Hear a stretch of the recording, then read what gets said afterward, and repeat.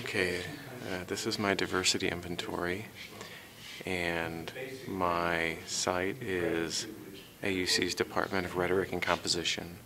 I decided to do it on the board just because it made more sense for me to do it that way. So the major groups for me are students, teachers, and staff. So I thought I would just talk you through what I've got here. There are different types of students. One of them is the type of secondary school they attended, private school or public school. If they went to private school, they often attended an American, British, German, or French school. So they have exposure and familiarity with Western educational methods. Public school students are often Egyptian, so they have a lot of modern Egyptian methods, which would include a lot of memorization and limited exposure to English. As a result of that, they often wind up in something called the English Language Institute at AUC, which is a year or two of intensive language courses they take before they would enter the lower division composition classes in the department. Not surprisingly, students who attended public school are often at AUC on scholarship. They're lead students. Like I say, they're often less experienced with English. They're not elites, and they're often from public schools. Non-lead students tend to be elites. They're private school educated, less often in the ELI, and usually there's not a financial need for them. Another way to look at students is by their religion. You tend to have Coptic Christians or Muslims. Muslims are dominant, 90+%. They're often elites in the country and at the school. And there are a few different ways to look at them, conservative versus progressively less conservative. The conservative students are often, the females are often veiled. The men might have prayer marks on their forehead, or they might be bearded in a particular way, although that is rare at AUC. Typically, students are non-bearded, or they have goatees or facial hair, not unlike what you would see in just any college campus. The women are often veiled or non-veiled. Veiled students tend to be more religiously conservative, but there's a range within that. Non-veiled students are progressively less conservative, and this correlates to their manner of dress. It's often Western and European dressing and conservative/Egyptian dressing, but not necessarily traditional dress. Sometimes students women who are veiled, still dress in a very Western European way, and sometimes students who are not veiled still dress very conservatively. There's also nationality, which I've listed roughly from most to least often. Students are typically Egyptian, Jordanian, British, American, German, Swedish, Iraqi, Palestinian, Tunisian, Mongolian. I also had a Somalian student when I was there. You can also look at their hometown. Students can be from Cairo or Alexandria, or from a rural area. The rural areas are often in the outlying governorates along the Nile Valley or out in the desert areas. And these are often, although not always, lead students because they tend to come from poorer areas. Within Cairo, there are several different neighborhoods that you can affiliate by class. Some examples: Mahdi, Zamalek, Kadamea, New Cairo, etc. Often upper-class students go there or from these areas. Neighborhoods like Doi, Giza, Mohandesin are considered middle-class neighborhoods. There are poor areas called Imbaba, and there very rarely do students come from these areas to AUC. They'll attend other universities instead. This is also a highly religiously conservative area. There are different types of students enrolled in different courses.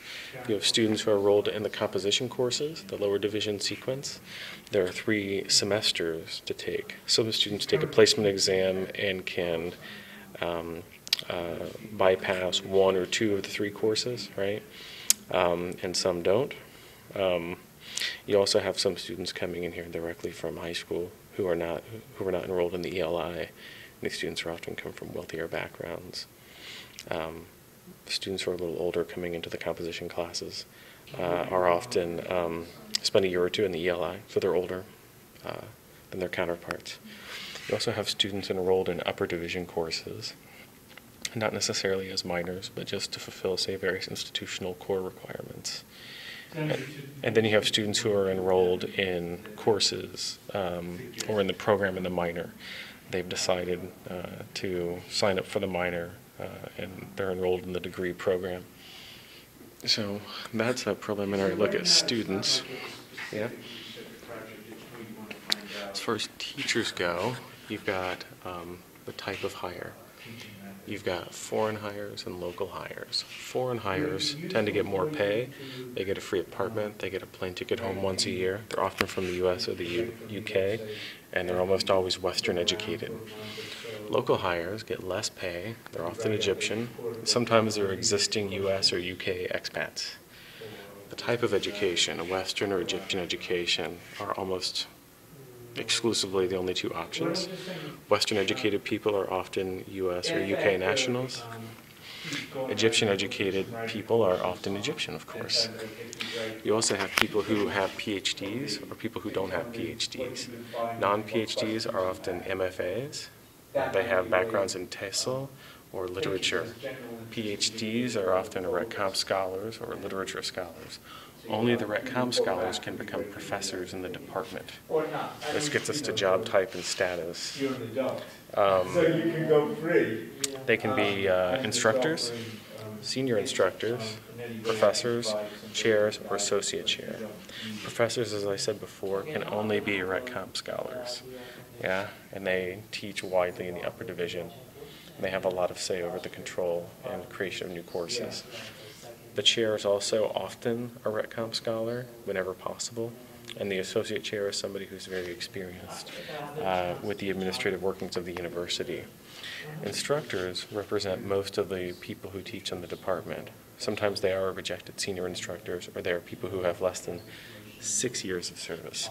Senior instructors, they have 6+ years of service. They sometimes teach in the upper division, and they've applied for their position as senior instructor and have been accepted. The nationality profile of the teachers, often American, that's dominant. Secondary would be British and Egyptian. Yeah. The Americans are evenly male and female, roughly speaking. Egyptians are almost exclusively female. In the time that I taught there was only one male Egyptian writing instructor. And the females tend to be veiled or not veiled, which has something about their religious conservatism, but not necessarily about their values, about the role of women in society and culture. These people can also be Muslim, Christian, agnostic. The Christians can be Western Christians, like Catholics or Protestants, Lutherans, whatever, or they can be Coptic Christians. And Coptic Christians, of course, are often Egyptians or Egyptian Americans. And so that gives us a little bit of a profile into the diversity of the faculty. And then you've got the staff, and you've got the secretary, the custodian, and the gopher. There are 3 secretaries, Ola, Dalia, and Lamia. They're administrative. They're highly English literate in reading, writing, and speaking. You can carry on extemporaneous conversations with them. They handle all the responsibilities of administering a department of 40+ faculty members. The custodian's name was Hani, and he was taking ELL courses in the School of Community Education. Had limited English, at the beginning almost none, and he was subordinate to the gopher, Osama, who was ESP, English for Specific Purposes, literate, and would conduct certain tasks for everybody. He was fired for stealing, and he was replaced by Hani, this guy, whose English had improved enough that he could take this higher class job, this higher status job.